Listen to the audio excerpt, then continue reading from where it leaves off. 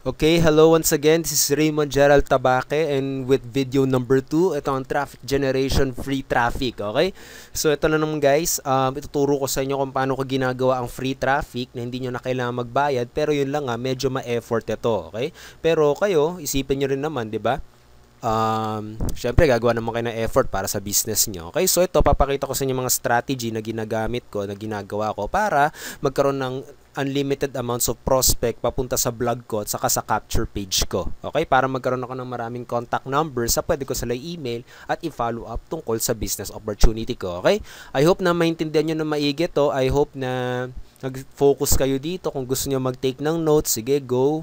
Okay, wala namang pumipigil sa inyo. Kung gusto nyong i-off yung suggestion ko lang naman, okay, it's your decision pa rin na I suggest na i-off nyo na muna yung mga social media accounts nyo para makapag-focus kayo dito, okay? I hope na mapaikli ko ito para hindi ko rin masyado makakuha yung oras nyo, pero ito, I will explain it the best I can, okay? Saka yun. So anyway, let's start na traffic generation free traffic, okay? So lagi nyo tatandaan, di ba? Review lang naman, ito, purpose of traffic. Alam nyo na siguro kung bakit kailangan ng traffic. Ito yung oxygen ng inyong business, di ba? Kapag walang traffic, walang tao sa blog nyo. Okay, parang mega mall, di ba? Kung naalala nyo, two forms of traffic, yung free at saka yung paid. Kung paano nyo magagawin yon, okay, kung paano nyo gagawin yan. Okay, so ito lang naman guys, some free traffic lang naman, some review lang. Ito, of course, it's free, takes time and effort, SEO at saka hindi siya scalable. Okay, pag sinabi nyo kasing scalable, hindi siya na may measure kung sino-sino pumapasok na lang, hindi nyo alalaman kung qualified ba yung prospect na yon, okay, o negative na prospect, kaya nyo mahirap sa free. Okay, pero at least free siya at saka ayun lang nga, kailangan nyo siyang i-effort talaga at maraming oras kada araw ang kailangan sa'yo para magawa to. Okay, pero kapag na-master mo to, grabing lupit mo. Okay? So, yun lang naman. Ang goal lang naman kasi dito, pagdating sa traffic, ay hanapin kung saan ang mga taong nakatambay. Okay?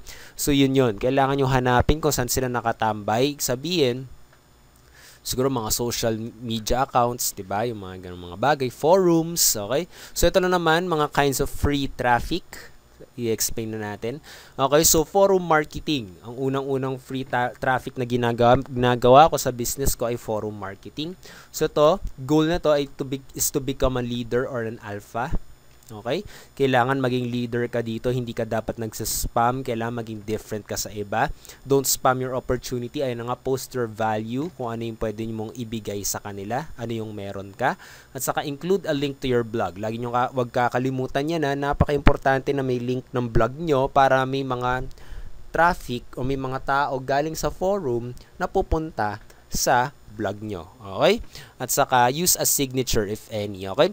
Ang signature, ito yung mga nasa baba ng forum. Okay? Na parang pwede nyo ilagay na picture sa bawat post nyo. May lalabas doon na picture. Pag kinlik nila yung picture, mapupunta sila sa blog mo. Okay? Or sa capture page mo. Okay? Kasi tandaan ng maigi guys, ang pinaka-purpose naman talaga kung bakit nyo ginagawa to, isa, para ma-position mo na leader ka. Okay? Kasi tandaan ng maigi, people join people. Okay? Hindi yung company. Ikaw ang i-join nila. Okay? Ganun yun. Kaya kailangan nyo talaga i-position yung sarili nyo as an alpha or as an leader. Okay? At saka yun na nga, ano pa ba yun? Tapos, yung pangalawa pa dito, ay para makuha yung contact information nila. Okay? I hope nagigets nyo to ha. Okay, napakahalaga nitong forum marketing kasi marami ring mga tao ang nakatambay dito. Okay? Next is Facebook posting. Okay, karaniwan na ginagawa ng mga marketers. Ayan. Pero yun lang ha, kailangan nyo tatandaan ng maigi na ang post nyo dapat dito yung may target niche. Okay? Pag sinabi nyo yung target niche, katulad weight loss ang winibenta nyo, kailangan pupunta kayo dun sa grupo ng mga gusto magpapayat. Okay, mga fitness group, okay? Yung mga nag-exercise, yung mga ganyan, mga talagang conscious sila sa weight nila. So, ganun yun. Yun yung mga sasalihan yung grupo kapag ang opportunity mo ay weight loss. Okay? So, yun. Yung goal nyo dito is to become an alpha or a leader ulit. Okay? Yun na nga kasi yun, parang nagpapabida kayo. Pero not in a bad way, okay? Not in a negative way, pabida na tipong marami ka talagang pwede ibigay sa kanila or a helpful bida, okay? So yun, don't spam opportunity. Kasi yan para sa kanila kasi nakakairita ang opportunity, araw-araw ng dami ng gumagawa niyan. Ang kailangan mo laging goal dito is how you can think of something different from them, 'di ba? So paano 'yon? Mag-post ka ng value, okay? Next naman is video marketing. Okay, of course, ang pinakaraniwan nga is YouTube videos. Maganda ang YouTube kasi ito na yung third most search site na ginagamit, okay? First ang Google, pangalawa ang Facebook, pangatlo ang YouTube, okay? So napakaganda kapag i-leverage mo ang YouTube video, pag-upload mo ng mga videos mo. At saka ito nga, maganda dito, mag-upload ka lang ng 3 to 5 minutes video na nagbibigay ng value sa kanila. Kung fina-follow nyo ako sa YouTube, magigets nyo kung anong ginagawa ko, okay? Ganun yung ginagawa ko. Tapos sa bawat video, kung titignan nyo rin mga ginagawa kong video, may mga links, okay? Papunta sa vlog ko. Okay? Baka nga iba sa inyo dito, nanggaling kayo sa YouTube or nanggaling rin kayo sa vlog ko after nyo mapanood yung YouTube video ko. Okay? Baka yung ganun yung nangyari sa inyo. So, ayan, para ka may TV show, 'di ba? Alam niyo yun, kapag araw-araw, meron kang ginagawa, pag araw-araw may pinapanood ka, 'di ba? Para kang nahuhook doon sa palabas na yon, parang Showtime, 'di ba? Parang Itbulaga, 'di ba? Kaya parang doon, para kang nakuhook at saka natatandaan mo ng maigi mga pangalan ng mga artista. So, para kang ganun. Okay? So, ang pinaka-key talaga dito is to be consistent. At yung maganda pa dito, napakatamad ng maraming mga marketers para gawin nito. So, ikaw, how can you be different, diba? Then, be consistent. Then, do it. Okay? Kapag nakikita mo, konti lang gumagawa, gawin mo yun. Diba? Ganun lang naman yun eh. And make yourself noticeable and trustworthy. Okay? So, dahil dito, makikilala ka at saka mapagkakatiwalaan ka nila. Kasi, pagdating kasi sa article, medyo, ako pag iniisip ko kasi sarili ko, kasi ganun ako mag-isip pagdating sa prospect, iniisip ko muna kung paano ako, okay? Sabihin natin ako yung prospect. Bakit ako manonood? Or bakit ko titignan yung vlog mo? Pag article kasi medyo naboboard ako, sa totoo lang. Ayoko magbasa. Medyo tamad ako pagdating sa pagbabasa. Kaya sa tingin ko talaga guys, kailangan nyo i-leverage ang video. Kasi mga tao medyo tamad na magbasa sa panahon natin ngayon. At saka napakaganda ng advantage kapag ginamit nyo ang video. Yun lang, 3 to 5 minutes na may binibigay kang message sa kanila. Okay? At paano mo gagawin dyan? Lagi kang mag-aaral, lagi kang magbabasa, enroll to training courses. Okay? Para hindi ka mauubusan ng sasabihin mo sa kanila. Okay? So, yun yun. So, ito, next naman is social media marketing. Okay? Facebook, alam nyo na yan. Karaniwang ginagawa ng mga marketers yan. Twitter. Kapag ikaw yung nagpo-post sa Twitter, lagi nyo tatandaan na lagi nyo include ang hashtag. Katulad, hashtag fitness MLM. Okay? Pinoy Fitness. Diba? Kasi yung mga taong nag-hashtag ng Pinoy Fitness, nandun na lahat. Lahat ng mga addict sa fitness. Kaya grabe ang leverage pag ginamit yung hashtag. Okay? Tandaan, lagi nyo wag kakalimutan ng hashtag, okay? Hashtag nakasulat, pero hashtag yan, okay? So, yun na nga. So, next is Pinterest. Ang Pinterest medyo lumalaki na ngayon, pero hindi ko pa masyado na siya nagagamit. Pero, ayan, may YouTube videos naman para tignan ng maigi kung paano nyo gagawin. LinkedIn, yan din. LinkedIn, hindi ko pa masyado nagagamit. Pwede rin ng Google+. Kaya, it's your advantage para pag-aralan yan. At saka yan, social media is used for socializing, not selling. Okay. Karaniwan ginagawa ito para magbenta. And nobody wants to be being sold, 'di ba? Ayun yung pakiramdam na binebentahan kayo. At saka kung ganun man nararamdaman nyo, dapat ganun din yung pakiramdam ng prospect nyo. Okay? Unless na tipong mapakita mo sa kanila na talagang matutulungan sila sa ino-offer mo. Kaya maganda dito, ang i-offer mo ang sarili mo kung paano mo sila matutulungan. Not your opportunity, not your product. Pero once na tipong nagustuhan ka na nila, na talagang willing ka na tulungan sila, doon mo magandang i-offer ang product at opportunity mo. Okay? Because they join people, not really the company. Tandaan ng maigi yun. Okay?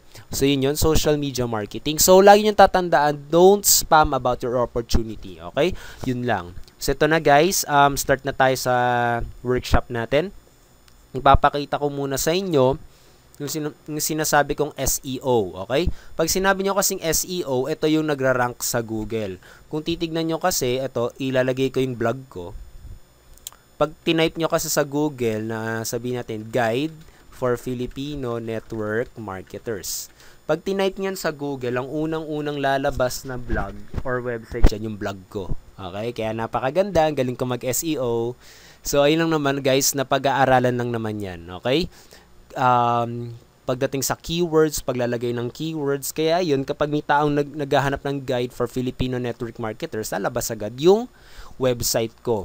At sabi sa researches nga, ito ang unang-unang kiniklik ng mga tao, diba? Yung unang-una. Okay? Kaya yun. So, napakalaki ng advantage ng SEO kapag nag-gets mo kung paano mo gagawin to. And I hope na mapag-aralan mo siya ng maigi. Kasi, isipin mo, kahit hindi ako nagbabayad for advertisement, dagdag traffic din siya. Okay? At saka alam mo naman, hindi na sa milyong-milyong tao, milyong-milyong Pilipino sa buong mundo, maraming gumagamit kay Google. Okay, kaya nade-leverage ko si Google. So ayan, that's SEO. So kung kinlik mo 'yan, mapupunta ka sa blog ko. Oh, 'di ba? Nice. Tapos next naman ang gagawin natin is forum marketing. Ang forum marketing, ito nga isang example na lagi kong tinatambayan ay ang Pinoy Exchange. Binigyan ko kayo ng listahan ng mga forum. I hope that you take advantage about that. Okay? Yes, English. Anyway, I hope that you take advantage nga dun sa forum na binigay ko at saka gamitin nyo ng maigi. Okay? Kasi dito sa Pinoy Exchange, hindi sila yata naglalagay ng signature. Pero ako kasi dito, nilalagay ko na lang, katulad nito. Okay? Nandito ako sa Entrepreneur's Corner. Okay? So, nandito, ayan, meron akong pinost dito. Meron 67 views. Kung titignan yung topic, 3 ways how to overcome problems bigger than you in your business. Okay? Kaya kakaiba siya, very valuable siya. Okay? Kakapost ko lang nito last 2 days, kaya 67 pa lang yung post. Ay, yung view niyan. Pero patagal ng patagal yan, yung view na yan, of course, pag tumatagal yung post ko dyan, of course, marami rin tumitingin. Nako-curious din kung ano ibig kong sabihin. Pero kapag sabihin natin dito, income opportunities, saan ba yun? Income opportunities, kung pupunta tayo doon. Ito yung sinasabi ko sa inyo. Okay. Ito. So, dito sa income opportunity, so, nandito tayo sa forum na to. So, ibig sabihin ng mga taong ito yung mga naghahanap ng income opportunity. Okay? Mga interesado na sa MLM, interesado na sa extra income. So, di mo na kailangan mag-post sa Facebook na nagpapakahirap pa, maghanap na maghanap. Kasi nandito na lahat ng mga taong like-minded. Okay? Kaya kung titignan nyo na maigi, yung akin, 2 days pa lang, may 82 views na. Marami nang tumitingin. Kasi nga, kakaiba yung akin. Kapag yung iba, puro spam, need extra income, need money now, yung ganyan. Ako, iba. Value yung binibigay ko. How to overcome problems bigger than you in your business. Diba? Kakaiba siya. So, makakurious ka.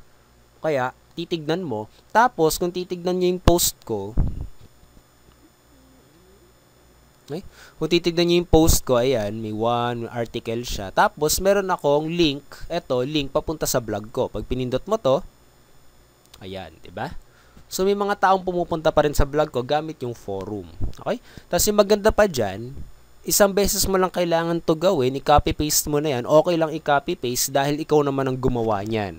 Tapos, i-send mo na lang sa ibang mga forums. Diba? So, more traffic, more prospect, more downlines. Okay? Sana magets ng maigi. So, dito naman punta tayo sa Facebook. Okay. So, sa Facebook, alam nyo na, karaniwan talaga ay mga sa spam, nagtatag, yung mga ganyan. Pero yung maganda kasi sa Facebook, kahit saan ka pumunta dito sa groups, maraming mga groups na nag-i-exist, diba? So, katulad dito, kapag nilagay nyo network marketing, so, ibig sabihin, yung mga taong nandito, yung mga tipong mahilig na sa networking, diba? So, ayan,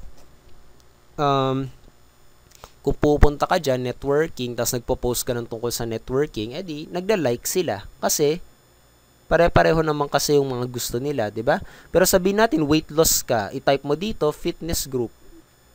Pinoy Fitness Group. Oh. Maghahanap ka na lang, okay? Sabihin natin, Pinoy Fitness. Yan, find all groups named Pinoy Fitness. Kung titignan nyo yan, ayan, mag-join ka na lang dyan. Click mo na lang lahat yan. Tapos, dyan ka mag-promote ng mga fitness products mo. Okay? Pero once again, don't spam. Hindi pala dapat i-promote yung products, pero dapat magbigay ka ng tips, katulad 3 ways how you can be fit. Tapos doon sa post mo, meron kang link papunta sa vlog mo. At doon sa vlog mo, may a little bit ng konti ng opportunity mo, or dito, mag-opt-in sila at mapupunta sila sa sales page mo. Okay? Sana gets yun. Ganun ang social media marketing. Okay? At lastly, papakita ko na sa inyo kung paano ko ginagawa sa YouTube. Okay. So, sa YouTube, meron akong channel. Punta ako sa channel ko. So, ayan. Kung titignan nyo kasi ng maigi yung mga videos ko, daily ako naglalagay, okay? Daily ako nagbibigay ng value. At saka yan, dumadami ng views ko. Tapos yung maganda pa dyan, nale-leverage ko yung mga video. Kasi isang beses mo lang gagawin yung video mo, forever na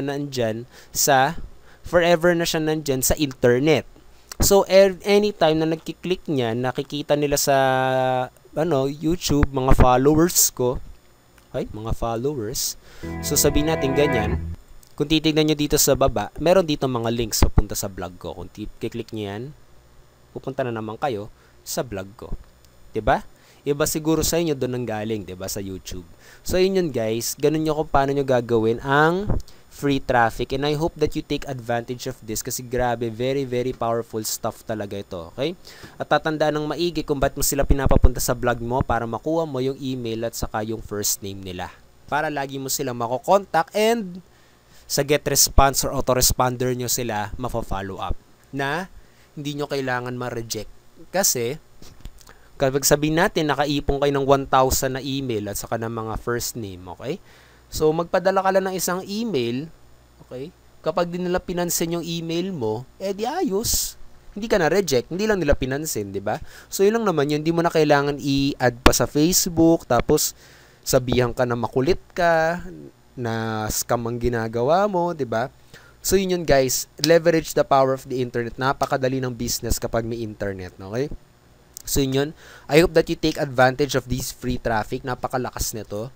Kapag na-gets mo ng maigi, yun lang nga, ma-effort lang nga, pero ang masaya siyang gawin, okay? Kung titignan nyo nga maigi yung time, 11:12 na, okay? At masaya pa rin ako at gusto ko pa rin passionate pa rin ako para i-share sa inyo to, at saka excited talaga ako na i-share sa inyo to kasi gusto kong makatulong sa inyo sa business nyo. Alam nyo yun, na mawala sa orientation nyo na tipong baliwan, na kinabukasan, na next month yayaman ka na power lang ng power dito, power doon, yayaman ka na, okay? May process talaga siya guys, at gusto ko ipakita sa inyo. At bakit? Kasi gusto ko talaga makabuild ng isang community na puro positive people, okay? Mag-build tayo ng ganyan para mapalaki natin yung influensya natin at mas papadali yung industriya natin, at saka lalo tayong maraming matutulungan, diba? Kasi tatanda ng maigi, kaya naman tayo sumali dito, hindi lang dahil sa pera, diba? Depende sa inyo. Pero ako kasing intention ko talaga, ba't ako sumali dito? Dahil gusto kong tumulong ng tao. And I hope mahawahan kita doon sa passion na yun, okay? At saka makatanggap ng mga success stories, lalo na galing sa inyo, ng mga subscribers ko, tapos makita ko yun, or minsan nag-a-add sa akin sa Facebook, sinasabi, dami sila natutulungan, dami sila natututunan sa video sa pinapadala ko, and I'm very very happy talaga kapag nare-receive yun, okay? Yun yung parang fuel ko kung ba't ko ginagawa to. Ito yung passion ko, makatulong, makabigay ng contribution sa ating industriya, okay? Sana maging ganun kayo at huwag kayo maging isang distributor lang, okay? Pag nagawa nyo yun, grabe. You will prosper, guys. You will really prosper. Hindi na kayo problema sa pera. Sinasabi ko sa inyo. Okay? So, lang naman yun, guys. I hope na marami kayo natutunan dito. I hope na magbigay kayo ng comments, mag-leave kayo ng comments below kung ano natutunan nyo, okay? At saka para makatulong din ako sa inyo kung ano pa pwede ko ibigay sa inyo, kung ano pang pwedeng ituro ko sa inyo. I hope that you leave your comments below. Sa next video, pag-uusapan naman natin ay paid traffic, okay? Kung paano magkakaroon ng mabilis na traffic. Actually, isang strategy lang muna ang mabibigay ko sa inyo kasi actually yung pala yung ginagawa ko, and it's very very effective. At saka, ayun, sana makatulong na malaki sa business yun. And I hope talaga na maging entrepreneur mindset kayo na tipong you need to invest in your business. Okay? Pero tatandaan ng maigi guys, once again, traffic is the most easiest part in the business. Ang pinakamahirap talaga, ang pinaka-challenging kay kung paano nyo kakausapin yung mga prospect nyo. At malalaman nyo yon sa Alpha Attraction Marketing. Okay? So yun lang naman yon. Once again, kung gusto niyo talaga i-level up, I'm telling you, I'll take this chance na nasabihin sa inyo that to get that course, okay? To avail that course, gusto ko talagang magkaroon kayo ng resulta, magkaroon kayo ng good vision, na mapunta kayo sa right path, okay? At gusto ko sana, yun na nga, na sana, para makamit nyo success nyo, okay? So, I'm telling you once again, kung ako yung tatanungin nyo talaga kung ano yung pwede ko i-recommend sa inyo, I'm recommending you to get that course. Aralin nyo yun, i-apply nyo sa business nyo. Magbabago talaga ang business nyo. Sinasabi ko sa inyo, okay? So, yun guys. Well, anyway guys, I hope na nag-enjoy kayo dito kasi actually nag-enjoy din ako sa paggawa nitong video na to kahit mabilis lang. Ilang minutes na ba tayo? Wow, 20 minutes. Okay. So, I hope kahit mabilis lang, sana marami pa rin kayo napulot at sana ma-apply nyo sa business nyo. Once again, guys, kung wala pa kayong blog, nako, you have to build your blog. Okay? So, yun guys. Once again, this is Raymond Gerald Tabaque and I will see you again on the next training module. Keep on learning, guys, and success will truly follow you. Be a valuable leader. Be a leader. Be an alpha. Be an inspiration to others. Don't be just a normal distributor. Just make someone be a part of someone's life. Okay, help them achieve their goals. Kapag nakatulong talaga kayo ng tao, paano kunin yung gusto nila, you will get whatever that you wish and whatever that you want. Okay, so yun guys, I hope that you have that kind of intention. I hope that you have that kind of passion. Okay? So yun lang guys. Have a great day. Have an awesome day guys. Once again, this is Raymond Gerald Tabaque and I will see you again on the next training module. So bye for now guys. Have an awesome day. Bye.